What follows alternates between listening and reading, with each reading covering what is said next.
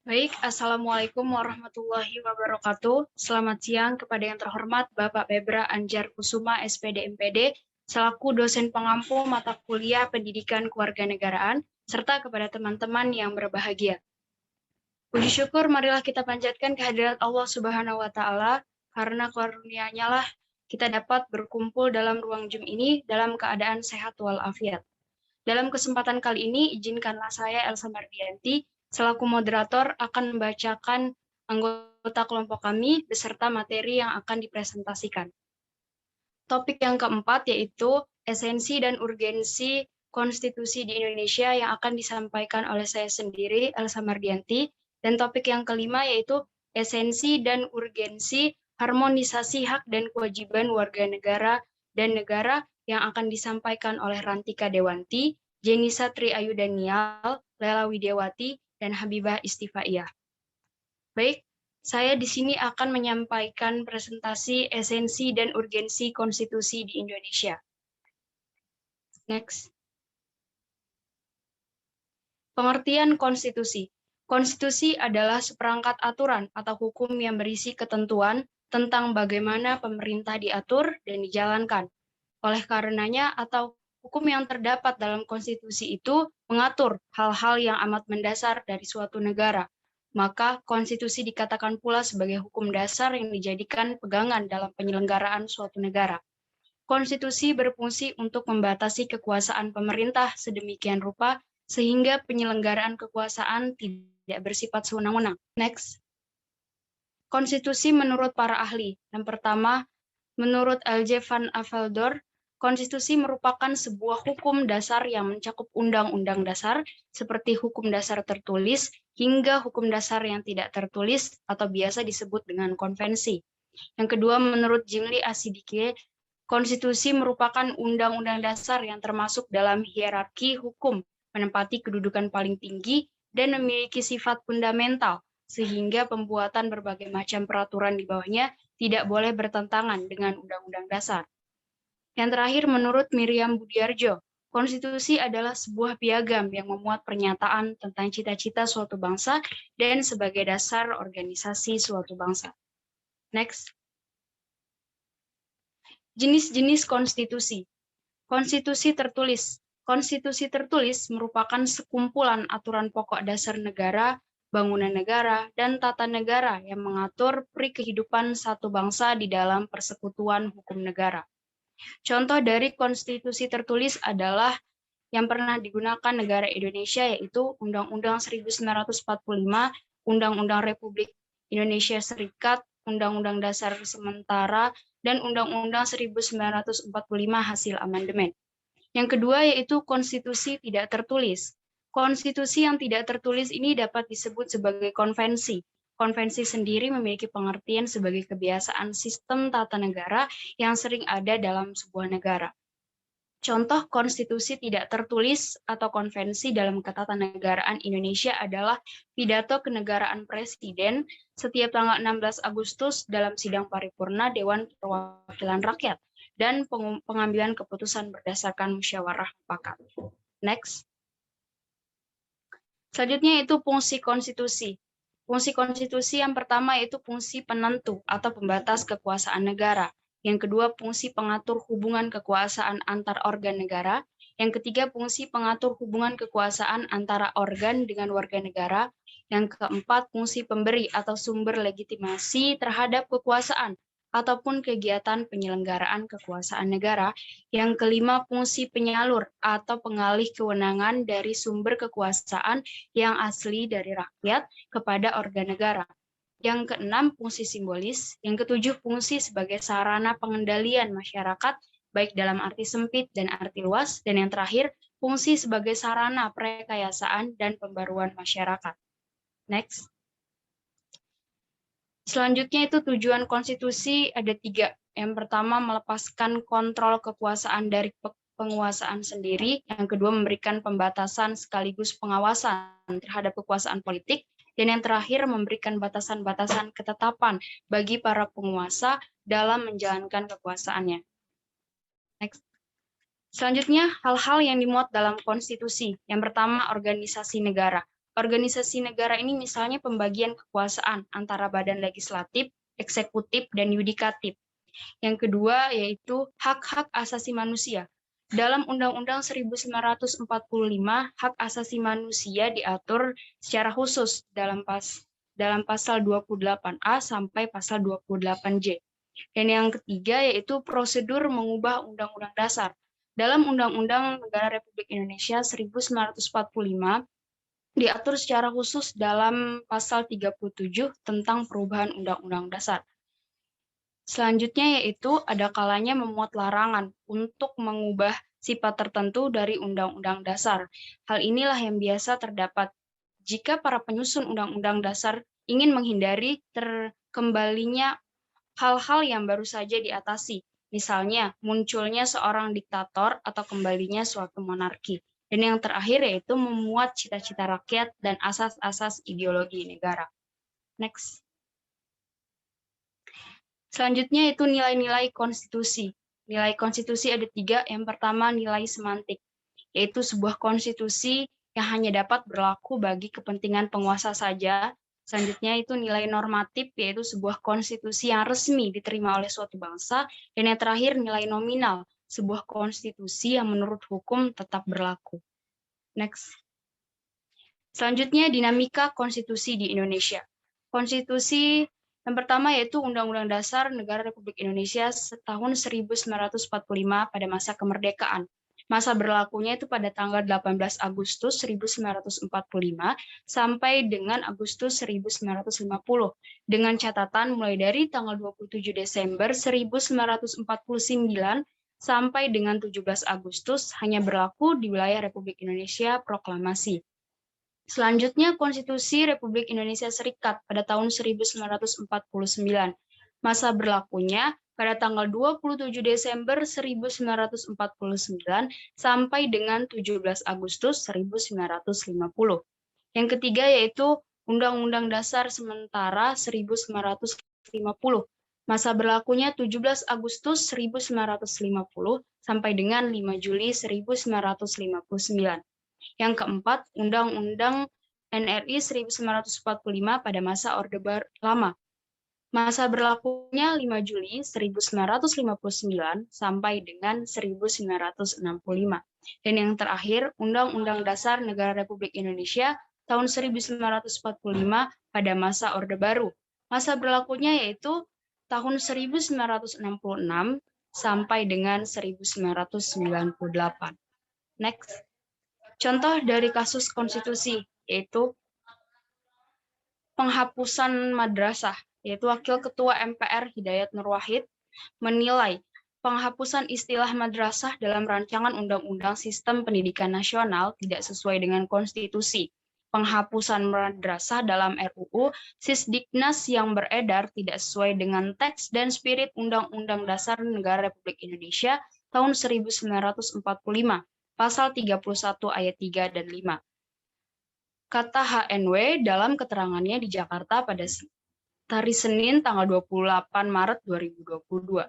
Seharusnya kata HNW RUU Sisdiknas yaitu memayungi, mengakui, dan mengembangkan seluruh bentuk satuan pendidikan yang diakui, yaitu sudah berkembang, diterima, diakui oleh masyarakat dan negara. Bukan justru menghapuskan institusi madrasah dan memperbesar diskriminasi antar satuan pendidikan tersebut. HNW menganggap tidak disebutkannya madrasah merupakan langkah mundur ke tahun 1989 atau kembali lagi kepada masa Orde Baru, di mana dalam Undang-Undang Sisdiknas waktu itu, Undang-Undang 2 tahun 1989, madrasah bukan bagian lagi dari Satuan Pendidikan Nasional. Namun kata dia, di era reformasi, masalah tersebut sudah dikoreksi dengan hadirnya Undang-Undang Sisdiknas nomor 20 tahun 2003. Dalam undang-undang tersebut, madrasah disebutkan sebagai bagian dari pendidikan formal. Next.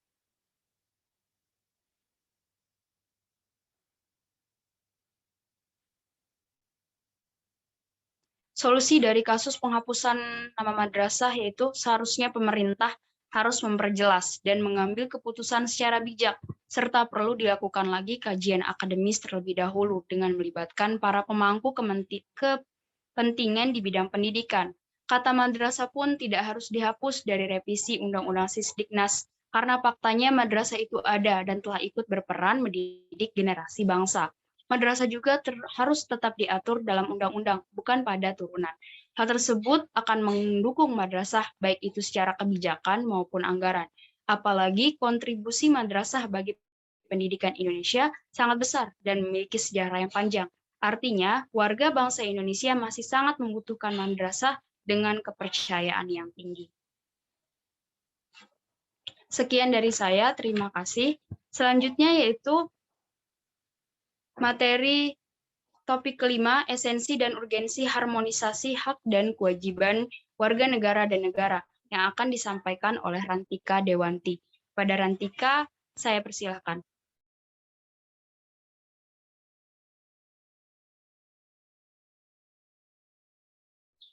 Baik, terima kasih moderator. Sebelumnya izin memperkenalkan diri, nama saya Rantika Dewanti dengan NPM 21130320336. Di sini saya akan mempresentasikan mengenai esensi dan urgensi hak dan kewajiban warga negara dan negara.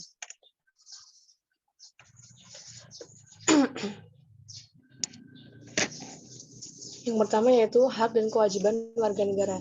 Warga negara merupakan penduduk sebuah negara berdasarkan keturunan, tempat kelahiran, dan sebagainya, yang memiliki kewajiban serta hak penuh sebagai warga negara dari negara tersebut.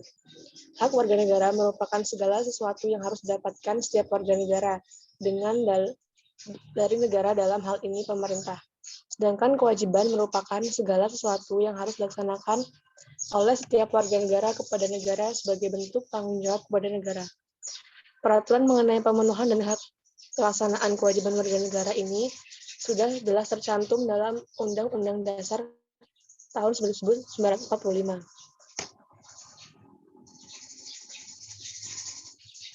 Materi yang kedua yaitu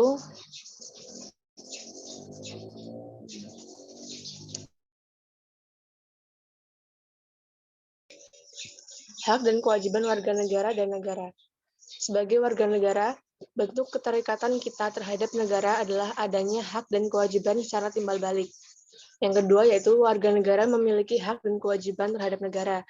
Sebaliknya pula, negara memiliki hak dan kewajiban terhadap warga negara. Di Indonesia, pengaturan hak dan kewajiban warga negara diatur dalam UUD NRI tahun 1945. Hak dan kewajiban warga negara di Indonesia yang berdasar pada ide kedaulatan rakyat yang bersumber pada sila 4 Pancasila.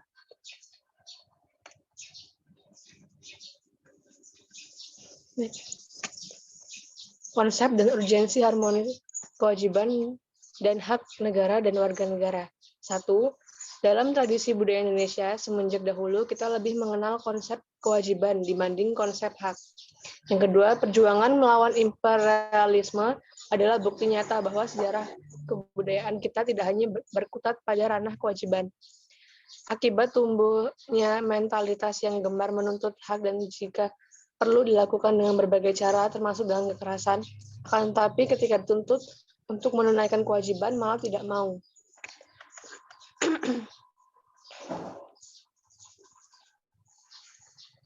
Hak dan kewajiban merupakan sesuatu yang tidak dapat dipisahkan menurut teori korelasi yang dianut oleh pengikut utilitarianisme. Ada hubungan timbal balik antara hak dan kewajiban. Menurut mereka, setiap kewajiban seseorang berkaitan dengan hak orang lain, dan begitu pula sebaliknya.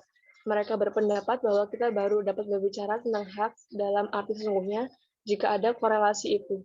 Hak yang tidak ada kewajiban yang sesuai dengan tidak pantas disebut hak. Alasan diperlukannya hak dan kewajiban negara dan warga negara. Hak lebih terkait dengan kebebasan, sedangkan kewajiban terkait dengan tanggung jawab. Tanggung jawab merupakan sikap moral yang berfungsi sebagai kendala alamiah dan sukarela terhadap kebebasan yang dimiliki orang lain. Dalam setiap masyarakat, tidak ada kebebasan tanpa pembatasan. Maka dari itu, lebih banyak kebebasan yang kita nikmati, lebih banyak pula tanggung jawab terhadap orang lain maupun diri sendiri. Dihimbau agar hak atas kebebasan tidak menuju pada sikap hanya mementingkan diri sendiri tanpa mengindahkan kebebasan orang lain. Yang selanjutnya yaitu wujud hubungan warga negara dengan negara. Yang pertama, peranan pasif. Kepatuhan warga negara terhadap peraturan perundang-undangan yang berlaku. Yang kedua, peranan aktif, yaitu aktivitas warga negara yang terlibat atau berpartisipasi serta ambil bagian dalam kehidupan bernegara, terutama dalam mempengaruhi keputusan publik. Yang ketiga, yaitu peranan positif, artinya aktivitas warga negara yang meminta pelayanan dari negara untuk memenuhi kebutuhan hidup. Dan yang terakhir, yaitu peranan negatif, aktivitas warga negara untuk menolak campur tangan negara dalam persoalan pribadi. Contoh kasus esensi dan urgensi, harmoni hak dan kewajiban warga negara dan negara, yaitu mengenai ketidakmerataan pendidikan di Indonesia. Firdaus Leli, seorang guru di SMP Satap 1 Sembalun, Lombok Timur, menuturkan masih banyak kendala dalam pelaksanaan belajar dari rumah sesuai anjuran pemerintah pada tanggal 13 bulan 7 2020. Lombok masih zona merah, belum boleh belajar secara tatap muka di sekolah, tetapi masih ada sekolah-sekolah yang tidak siap belajar online, ujarnya.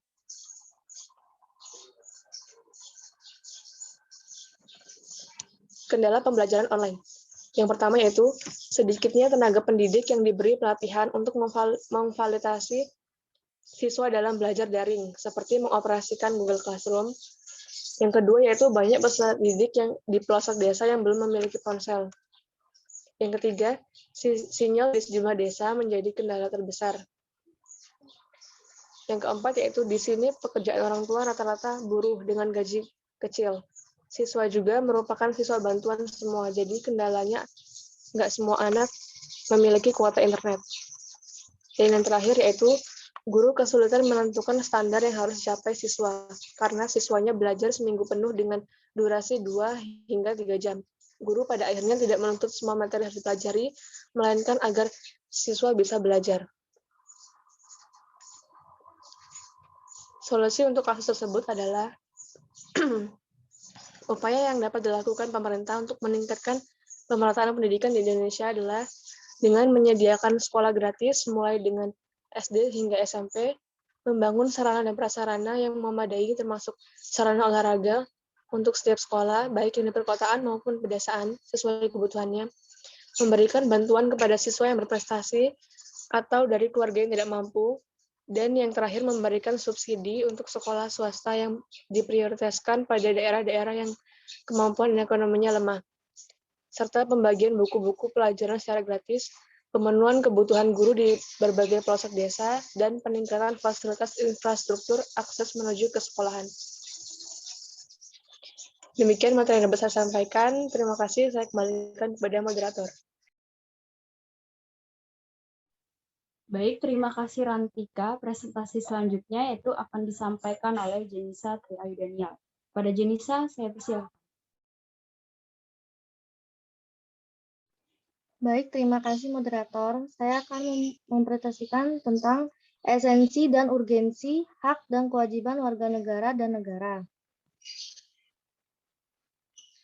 Yang pertama, konsep dan urgensi kewajiban hak negara dan warga negara. Hak adalah kuasa untuk menerima atau melakukan sesuatu yang semestinya diterima atau dilakukan melulu oleh pihak tertentu dan tidak dapat dilakukan oleh pihak manapun, juga pada prinsip berikutnya.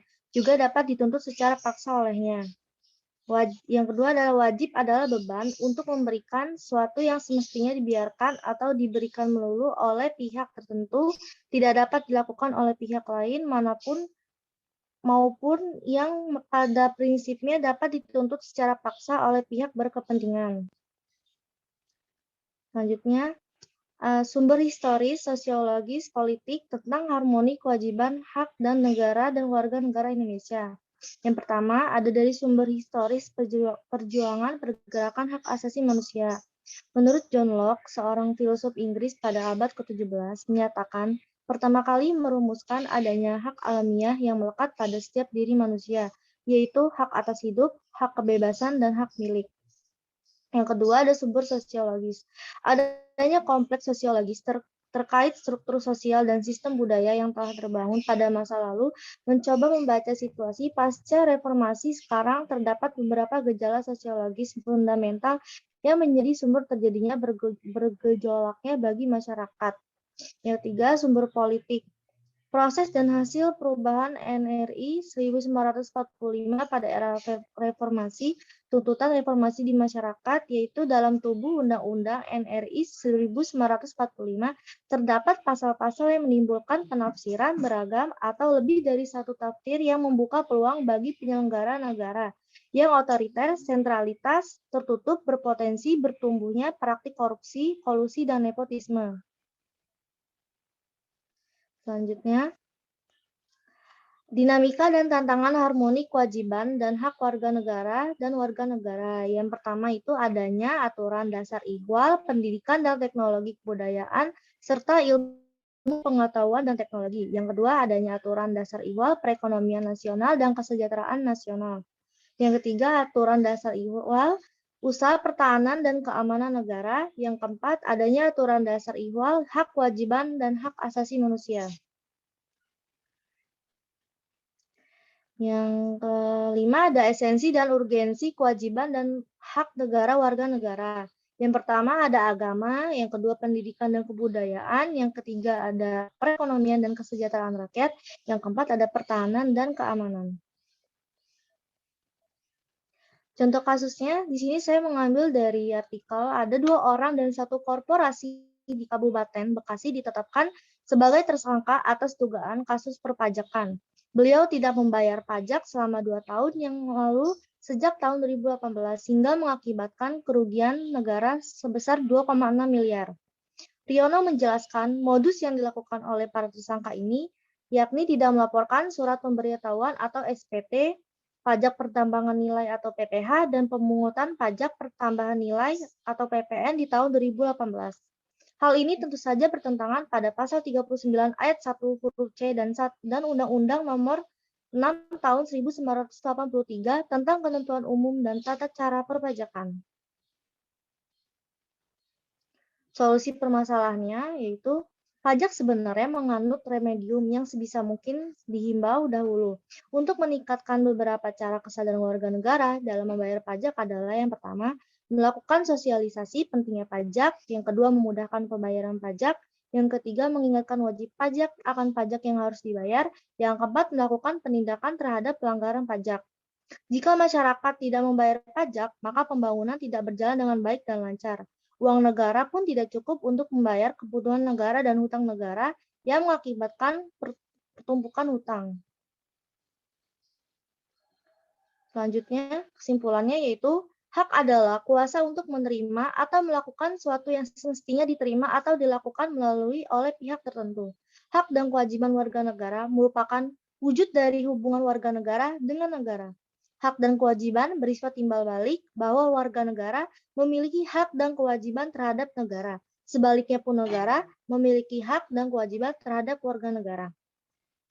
Sekian dari presentasi saya kembalikan ke moderator. Terima kasih.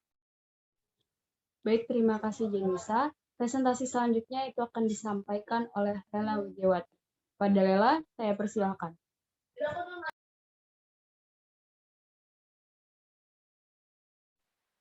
Baik, terima kasih kepada moderator. Share screen dong, Biba.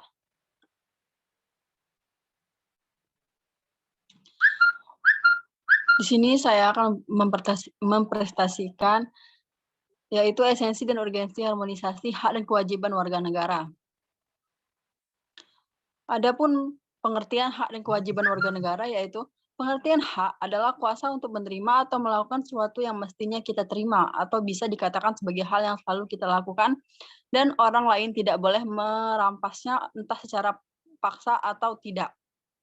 Dalam hal kewarganegaraan, hak ini berarti warga negara berhak mendapatkan penghidupan yang layak, jaminan keamanan, perlindungan hukum, dan lain sebagainya. Pengertian kewajiban adalah suatu hal yang wajib kita lakukan demi mendapatkan hak atau wewenang kita. Materi selanjutnya yaitu adapun istilah-istilah yang berkaitan dengan hal-hal dasar, yaitu Yang pertama, hak kuadrat. Yang kedua, hak asasi manusia. Yang ketiga, hak-hak kebebasan dasar manusia. Dan yang keempat, hak dan kewajiban asasi warga negara dalam konsep natural rights.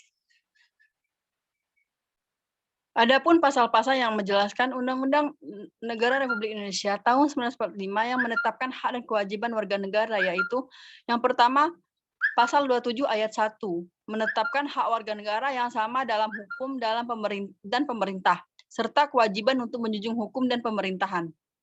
Yang kedua, yaitu Pasal 27 ayat 2 menetapkan hak warga negara atas pekerjaan dan penghidupan yang layak bagi kemanusiaan. Yang ketiga, ada Pasal 27 ayat 3 dalam perubahan Undang-Undang 1945 menetapkan hak dan kewajiban warga negara untuk ikut serta dalam pembelaan negara. Yang keempat, ada Pasal 28, yaitu menetapkan hak kemerdekaan warga negaranya untuk berserikat, berkumpul, mengeluarkan pikiran dan pasal-pasal undang-undang. Adapun kewajiban warga negara, yang pertama yaitu wajib menaati hukum dan pemerintahan, Pasal 27 ayat 1, Undang-Undang Dasar, segala warga negara bersamaan kedudukannya di dalam hukum, wajib menjunjung hukum dan pemerintah itu dengan tidak ada kecualinya. Yang kedua, yaitu wajib ikut serta dalam upaya pembelaan negara, Pasal 27 ayat 3, Undang-Undang Negara Republik Indonesia tahun 1945 menyatakan setiap warga negara berhak dan wajib ikut serta dalam upaya pembelaan negara. Yang ketiga, yaitu wajib menghormati hak asasi manusia orang lain. Pasal 28J ayat 1 mengatakan setiap warga negara wajib menghormati hak asasi manusia orang lain. Yang keempat, wajib tunduk kepada pembatasan yang ditetapkan dengan Undang-Undang Pasal 28J. Ayat 2 menyatakan, dalam menjalankan hak dan kebebasannya, setiap orang wajib tunduk kepada pembatasan yang ditetapkan dengan undang-undang dengan maksud untuk menjamin pengakuan serta penghormatan atas hak dan kebebasan orang lain.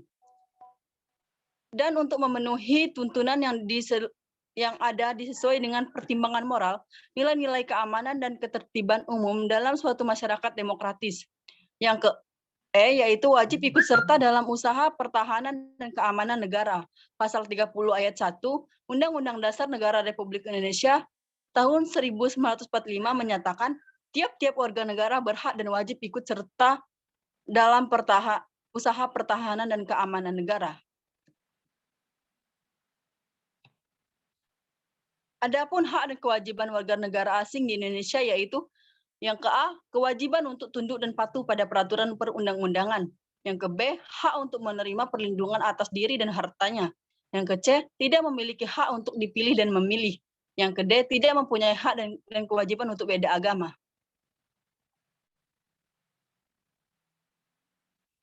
Adapun contoh kasus dari materi yang saya sampaikan yaitu kasus tewasnya 16 Karat Front Pembela Islam PPI di Karawang, Jawa Barat 7 Desember 2020 menjadi satu kasus yang menarik perhatian publik. Penembakan ini terjadi dalam proses penyelidikan kasus pelanggaran protokol kesehatan yang dilakukan oleh petinggi PM Rizik Syihab. Penyelidikan dengan pembuntutan ini berujung pada aksi saling serang dan dari penyelidikan yang dilakukan, Komnas HAM menyimpulkan tewasnya 4 dari 6 orang tersebut merupakan pelanggar HAM. Hal ini dikarenakan keempatnya ditembak mati di dalam mobil petugas kepolisian saat dalam perjalanan menuju Polda Metro Jaya. Kasus kekerasan aparat negara lain yang menonjol adalah penembakan oleh satuan tugas Tinombala terhadap 3 warga sipil di Poso, Sulawesi Tengah. 2 diantaranya adalah petani yang sedang berada di kebun mereka dan seorang lagi adalah warga sipil yang awalnya diduga teroris namun ternyata bukan. Adapun solusi dari kasus yang saya berikan yaitu supremasi hukum dan demokrasi harus ditegakkan, meningkatkan kualitas pelayanan publik untuk memecahkan terjadi berbagai bentuk pelanggaran HAM oleh pemerintah, meningkatkan pengawasan dari masyarakat dan lembaga-lembaga politik terhadap setiap upaya penegakan HAM yang dilakukan oleh pemerintah.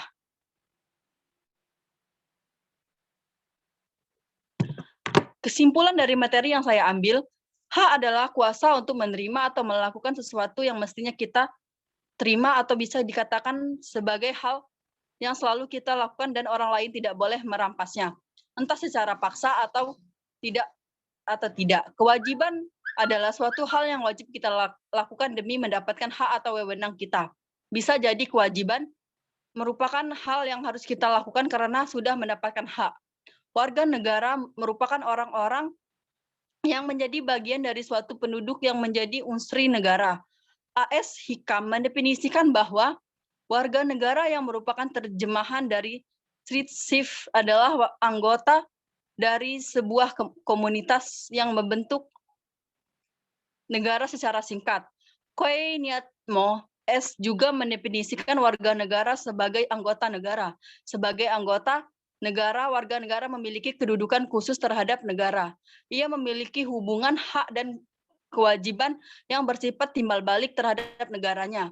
Dalam konteks Indonesia, hak warga negara terhadap negaranya telah diatur dalam Undang-Undang Dasar 1945 dan berbagai peraturan lainnya yang merupakan derivasi dari hak-hak untuk umum yang digariskan dalam Undang-Undang Dasar 1945. Di antara hak-hak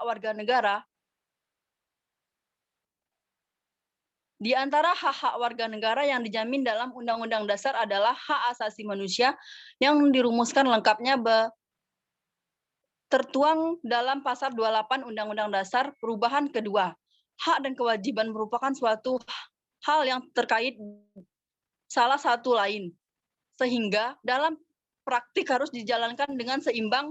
Hak merupakan segala sesuatu yang pantas dan mutlak untuk didapatkan oleh individu sebagai anggota warga negara sejak masih berada dalam kandungan.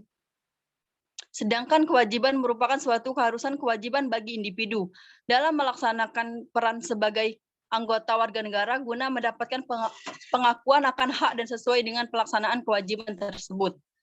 Sekian presentasi yang dapat saya sampaikan. Saya kembalikan kepada moderator.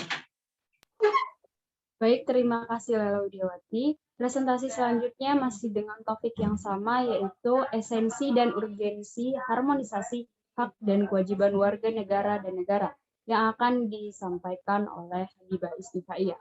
Pada Habibah, saya persilahkan. Terima kasih kepada moderator. Saya akan mempresentasikan tentang hak dan kewajiban warga negara. Menurut Profesor Dr. Notonegoro, hak adalah kuasa untuk menerima atau melakukan sesuatu yang semestinya diterima atau dilakukan melulu oleh pihak tertentu dan tidak didapat oleh pihak lain, manapun juga yang pada prinsipnya dapat dituntut secara paksa olehnya. Hak dan kewajiban merupakan sesuatu yang tidak dapat dipisahkan, akan tetapi terjadi pertentangan karena hak dan kewajiban tidak seimbang, bahwa setiap warga negara memiliki hak dan kewajiban untuk mendapatkan penghidupan yang layak, tetapi pada kenyataannya, banyak warga negara yang belum melaksanakan kesejahteraan dalam menjalani kehidupannya. Semua itu terjadi karena pemerintah dan pejabat tinggi lebih banyak mendahulukan hak daripada kewajiban. Padahal menjadi seorang pejabat itu tidak cukup hanya memiliki pangkat, akan tetapi juga mereka berkewajiban untuk memikirkan diri sendiri. Jika keadaannya seperti ini, maka tidak ada keseimbangan antara hak dan kewajiban. Jika keseimbangan itu tidak ada, maka akan terjadi kesenjangan sosial yang berkepanjangan. Pengertian hak dan kewajiban warga negara. Hak warga negara adalah kuasa atas sesuatu yang patut dimiliki warga negara dari negara. Yang kedua, kewajiban warga negara adalah kuasa atas sesuatu yang patut dilaksanakan atau diberikan warga negara kepada negara. Yang ketiga, warga adalah keluarga atau anggota masyarakat. Yang keempat, negara adalah daerah dengan masyarakatnya yang teratur dan berada di bawah pemerintah yang diakui oleh rakyatnya. Yang kelima, warga negara adalah rakyat dari suatu negara.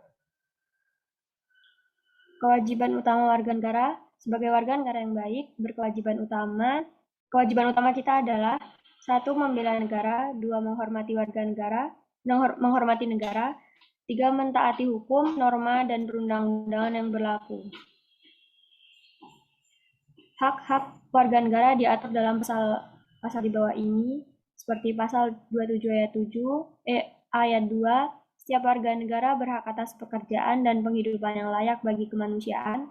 Pasal 29 ayat 2, setiap warga negara memiliki kemerdekaan untuk memeluk agamanya. Pasal 31 ayat 1, setiap warga negara berhak mendapatkan pengajaran. Contoh kasus dari pertentangan hak dan kewajiban. Polemik bakso Sony tak kunjung selesai. Ini kata KPK. Polemik bakso Son Haji Sony atau bakso Sony dan pemerintahan Kota Bandar Lampung mendapat tanggapan dari Komisi Pemberantasan Korupsi. KPK meminta bakso Sony untuk menunaikan kewajibannya dengan membayar pajak ke Pemkot Bandar Lampung sebelum hengkang dari Bandar Lampung. Nana menyarankan Pemkot Bandar Lampung dan bakso Sony duduk bersama melakukan mediasi untuk mencari jalan keluar dari permasalahan pajak tersebut. Kasus tersebut merupakan pelanggaran kewajiban sebagai warga negara. Kita tidak membayar pajak kepada negara juga merupakan bentuk pelanggaran terhadap kewajiban bernegara. Oleh karena itu, tindakan yang dilakukan oleh pemerintah adalah mencabut hak izin untuk operasional. Kesimpulannya, untuk mencapai keseimbangan antara hak dan kewajiban bisa dilakukan dengan cara mengetahui posisi diri kita sendiri sebagai seorang warga negara. Seorang pejabat pemerintah maupun pengusaha harus tahu hak dan kewajibannya seperti yang sudah tercantum dalam hukum dan aturan yang berlaku. Sebagaimana telah ditetapkan dalam Undang-Undang 1945 pada pasal 28 yang menetapkan bahwa hak warga negara dan penduduk untuk berserikat dan berkumpul, mengeluarkan pikiran dengan lisan maupun tulisan dan sebagainya. Pasal ini mencerminkan bahwa Indonesia bersifat demokrasi, yang artinya ada kesetaraan dari penduduk biasa maupun pejabat dan pemerintah. Jika kita menjalankan hak dan kewajiban secara seimbang, maka tidak akan terjadi kesenjangan sosial yang berkepanjangan. Sekian dari saya kembalikan lagi kepada moderator. Baik, terima kasih Habibah atas penyampaian materinya.